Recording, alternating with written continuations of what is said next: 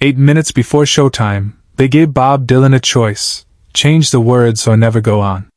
Dylan looked at his guitar and said 5 words. May 12, 1963. CBS Television Studio 50.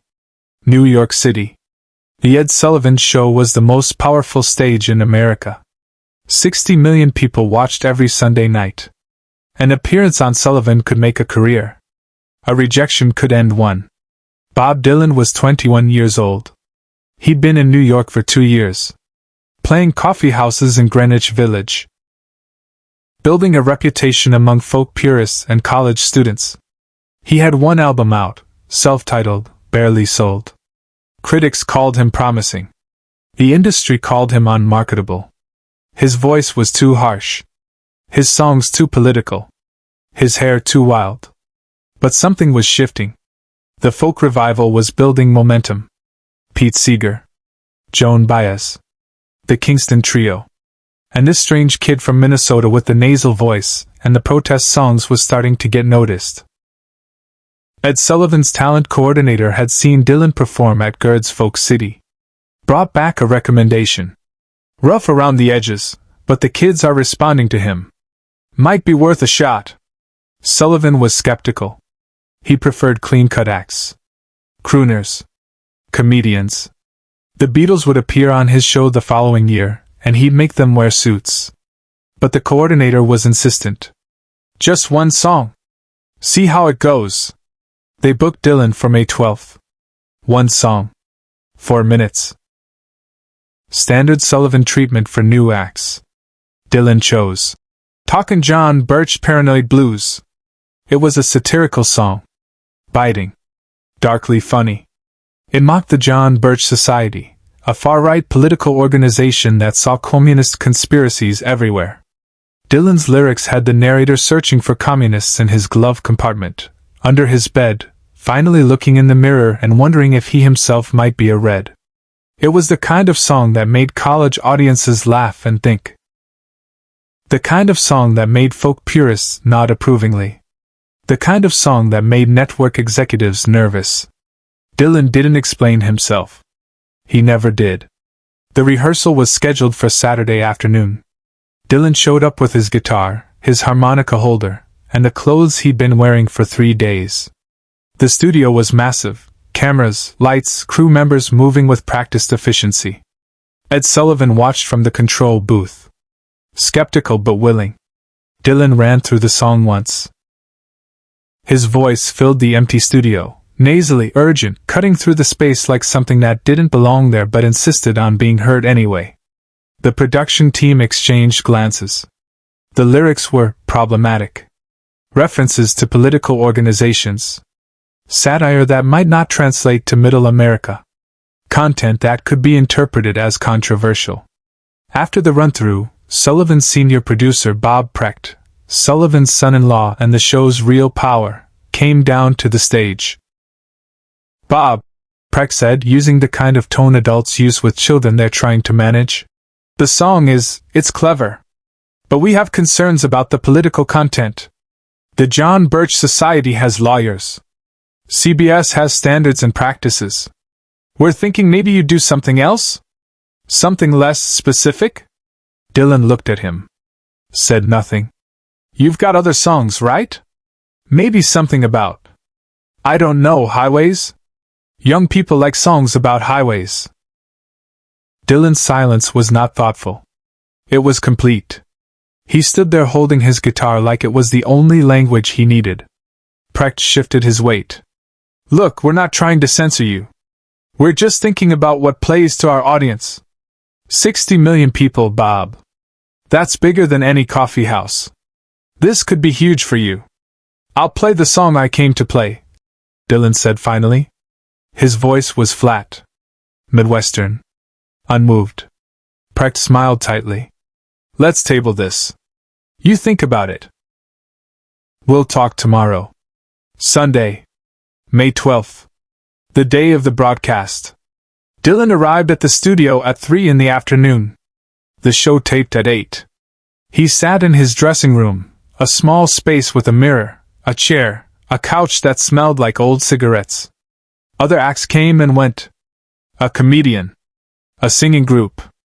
Everyone nervous and excited about being on Sullivan. Dylan sat with his guitar. Didn't rehearse. Didn't warm up. Just sat. At 7:30, there was a knock on the door. Bob Precht entered. Behind him, two CBS executives Dylan had never seen before. Men in suits. Men who made decisions. "Bob," Precht said, and his voice had changed from Saturday's friendly negotiation to something harder. "We need to talk about the song." Dylan looked up. Said nothing. Standards and Practices reviewed the lyrics. They're not comfortable with the John Birch references. There are legal concerns. Political concerns. We're asking you, we're telling you, you can't perform that song tonight. Silence. One of the executives stepped forward. "Son, this is a tremendous opportunity. The Ed Sullivan Show. Millions of viewers. But we have editorial standards. We're offering you an alternative, pick a different song, something non-political, and you go on tonight. Build your career. Come back for future appearances." Dylan's fingers moved on the guitar neck. Not playing. Just touching the strings. Thinking. "Or," the executive continued, "you insist on this song, and you don't go on. It's that simple." Precht added softer now. "Bob, be smart about this. One song isn't worth throwing away this kind of exposure." The dressing room was small. The walls were thin. Through them, Dylan could hear the muffled sounds of the studio, crew members shouting cues, music from another act rehearsing, the machinery of television grinding forward. Subscribe and leave a comment, because the most important part of this story is still unfolding. 8 minutes until showtime. Dylan stood up. Slowly. He slung his guitar strap over his shoulder. Adjusted it. Ran his thumb across the strings, a soft, discordant sound that filled the small room. He looked at Bob Precht. At the executives. At the men in suits who controlled access to 60 million people. And he said 5 words. "Then I won't go on." The room froze. Precht blinked. "What?" "I won't go on," Dylan repeated. Same flat tone. No anger. No disappointment. Just certainty. "Bob, think about what you're—" "I thought about it." Dylan was already moving toward the door. "I came here to play a song. You're telling me I can't play it. So I won't play anything." One of the executives stepped into his path. "Son, you're making a mistake. You'll regret this." Dylan looked at him. 21 years old. Scruffy. Unknown. Standing in front of men who could make or break careers with a phone call. "Maybe," Dylan said. "But it'll be my mistake." He walked past them. Out of the dressing room. Down the hallway toward the exit. Precht followed, nearly running to keep up. "Bob, wait. Let's talk about this. We can find a compromise. Maybe you change one verse? Just the John Birch line. Keep everything else?" Dylan kept walking. "You're throwing away your career." Precht's voice was rising now, frustration breaking through the professional veneer. "You think the folk scene is enough? You think coffeehouses pay the bills? This is television. This is America." Dylan stopped. Turned around. For the first time, something that might have been emotion crossed his face. Not anger. Something sadder. "I know what it is," he said quietly. "That's why I'm leaving." He pushed through the stage door. Into the New York evening. May air. Traffic sounds.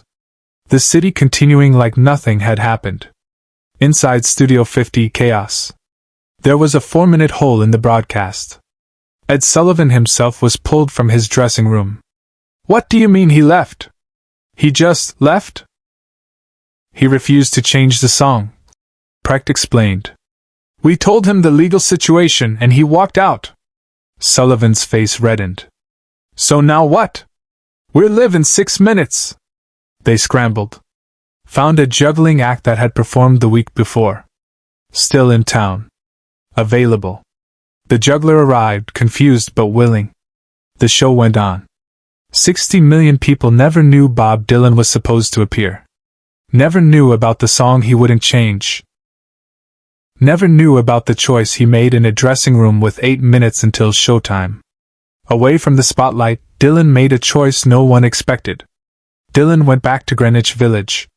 Back to the coffee houses. Back to playing for 50 people instead of 60 million.